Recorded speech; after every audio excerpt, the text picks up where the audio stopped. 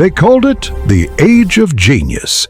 But behind the marble and paint were men quietly tearing themselves apart. Every masterpiece you adore was born from envy sharpened into perfection. Two names rose above them all. One painted heaven with patience, the other carved hell with rage. They were supposed to build beauty together. Instead, they built a war. Florence, a city so rich with genius it could no longer tell where God ended and man began. Its towers glowed like golden prayers. Its streets reeked of paint, sweat, and ambition. Every window hid a dreamer. Every church wall another unfinished miracle. And inside that furnace of talent, two names began to orbit each other like rival suns. In one corner, Leonardo da Vinci, calm, immaculate, a man who dissected both corpses and clouds just to understand beauty. In the other, Michelangelo Buonarroti, 23 years younger, all sinew and fury, believing pain was proof of creation. They were opposites, yet both served the same addiction: immortality. Florence had accidentally built an arena where perfection itself would draw blood.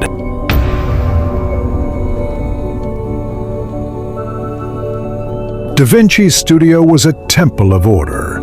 Sketches of wings and gears covered the walls, candlelight trembling over inventions that shouldn't have existed yet. He moved slowly, every gesture exact, as if the air itself needed permission to bend. He believed the world could be solved if you only looked long enough. He chased God through mathematics. He believed patience was purity. Michelangelo saw that as weakness. To him, beauty had to be beaten out of stone, not waited for. He carved until his knuckles split. He wanted divinity to scream. When news spread that both men would receive state commissions in the same year, Florence began to whisper. Two creators, one city, one pedestal. Across town, Michelangelo's hammer rang like thunder. The workshop shook with every strike. Marble dust turned his breath white. His arms looked carved by the same gods he mocked. He despised softness, especially Leonardo's. While Da Vinci studied anatomy, Michelangelo embodied it. He didn't observe muscles, he was one. He once said, "The stone already contains the statue. I only free it." But sometimes what he freed was his rage. Each blow wasn't against marble. It was against doubt, against aging, against the older genius whose name already cast a shadow over his. By night, the two studios glowed on opposite sides of the city. One golden, one blue. Florence looked like a single brain split by envy. The city council had a brilliant, terrible idea. They would commission both geniuses to decorate opposite walls of the same hall in Palazzo Vecchio, a duel in fresco and glory. Neither could refuse. The council thought they were buying beauty, but what they actually purchased was madness. Because art may begin with vision, but it always ends with obsession. And when obsession finds a rival, it doesn't seek excellence, it seeks annihilation. From that moment, the Renaissance stopped being a movement. It became a war, disguised as art. Before Da Vinci ever looked at him, Michelangelo had already learned what envy feels like when it punches. At the Medici Art School, he was the shining student, young, brilliant, and impossible to ignore. Praise followed him like light, but light always casts shadows. His classmates whispered that the Medici lords favored him too much, that he belonged with the nobles instead of them. Michelangelo didn't care. He mocked their work openly, even laughed at one painting in front of its creator. The boy's name was Pietro Torrigiano, and Torrigiano had the kind of temper that didn't argue. It answered with violence. The next moment was faster than memory.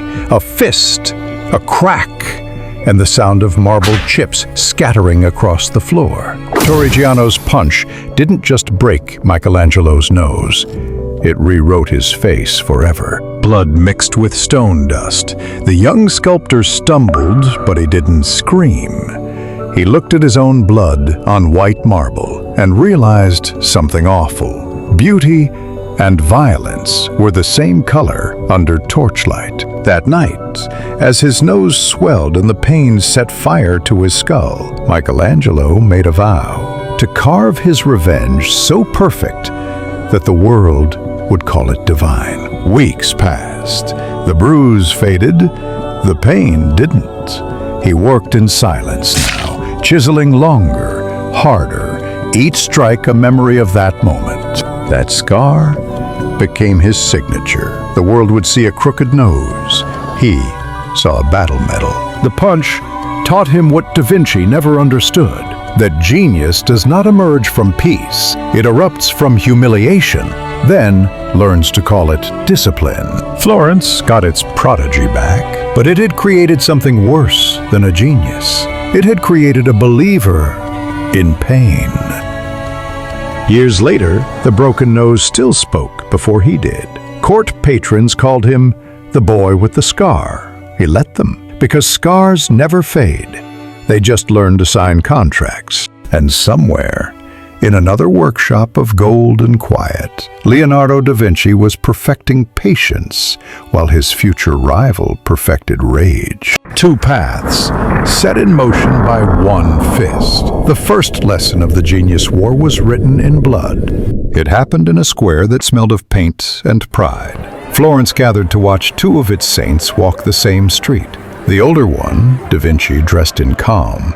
The younger, Michelangelo, wrapped in thunder. A student asked Leonardo a harmless question. About Dante, about hell, about meaning. Leonardo smiled, that half smile only genius can afford, and said, "Ask Michelangelo. He understands hell better than I do." Ask Michelangelo. He understands hell better than I do. The crowd laughed, but laughter is a blade, and Michelangelo felt it pierce straight through the crooked bridge of his nose. He took one slow step forward. "Then you," he said, "tell us about your horse, the one you started and never finished." Then you tell us about your horse, the one you started and never finished. The square fell silent. Every face turned to Leonardo, because everyone in Florence knew that story, the Colossus of Milan. His bronze horse meant to be the largest on earth. But when war came, the bronze meant for art was melted into cannons. Michelangelo's words hit harder than any fist. He had turned history into humiliation. Leonardo didn't answer.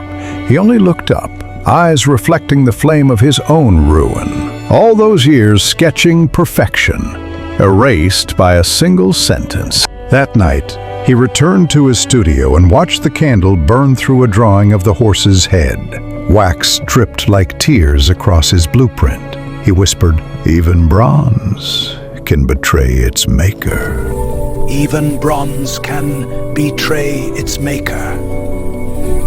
Across town, Michelangelo was still shaking, not from triumph, but from what victory felt like, emptiness wrapped in applause. From that day, the city stopped calling them masters and started calling them enemies.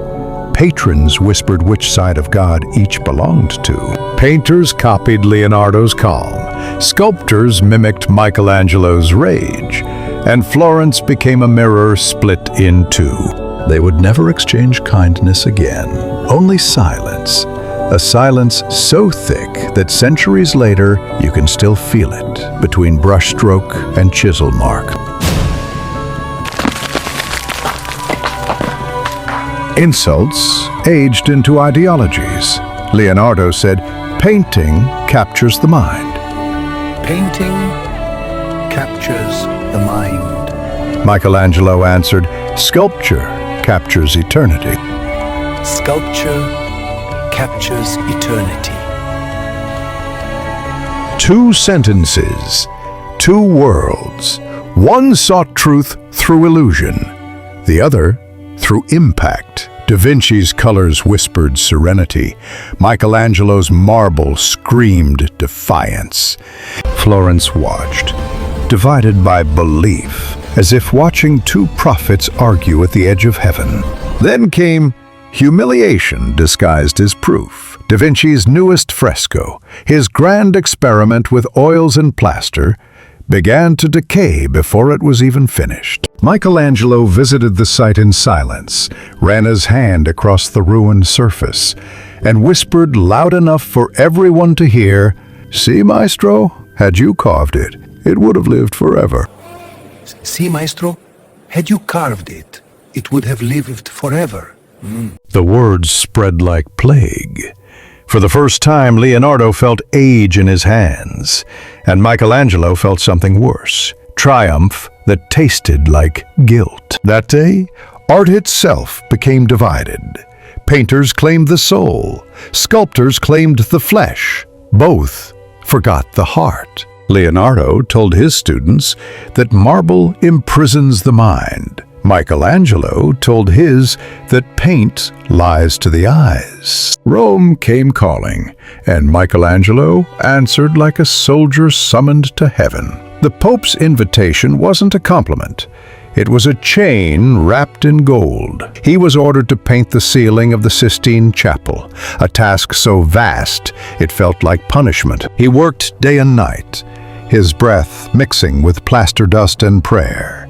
Each brushstroke became a scream against mortality. Each angel he painted was one more version of himself, exhausted but defiant. Far from Rome, Leonardo wandered through courts like a ghost of genius. He carried notebooks full of inventions that no one wanted to fund. Kings praised his mind, then paid him to organize festivals, design costumes, sketch stage sets, toys for the powerful.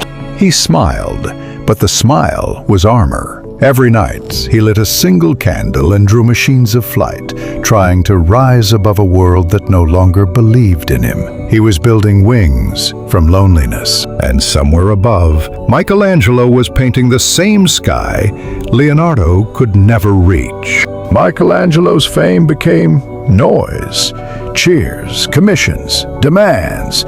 But somewhere between each applause, he heard the echo of Da Vinci's quiet. The older man's absence grew louder than any praise. He began to dream of him, the rival he swore to hate, standing on the scaffold beside him, correcting the angels, whispering, "Too much muscle, not enough soul." And Michelangelo would wake up sweating, unsure whether the dream was criticism or longing. Envy doesn't end when you win. It just changes shape. When the chapel was finished, the world called it a miracle, but Michelangelo saw only scaffolds and pain. He looked up at the ceiling he'd built for God and realized it was also a tomb for his youth, his spine, and his peace. Leonardo never saw it. He was already gone, traveling north, chased by time and regret. Two men, two heavens, both unreachable.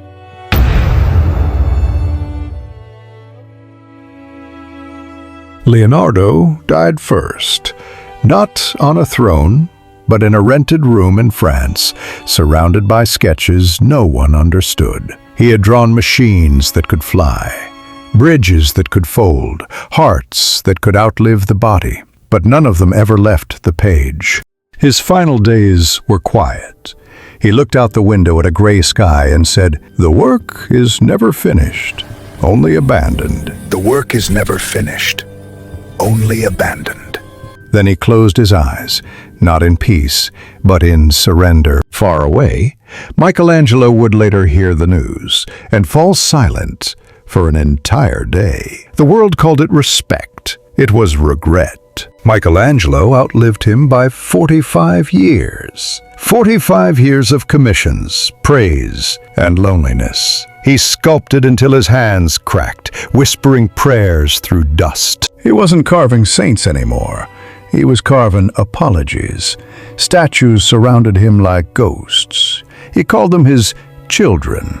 But they all had his eyes, tired, searching for forgiveness. He began to see Da Vinci everywhere, in the curve of a cheekbone, in the softness he could never sculpt. Sometimes, when the hammer slipped, he would laugh, a cracked, hollow sound, and whisper, "He'd have told me to stop." In dreams, they spoke again.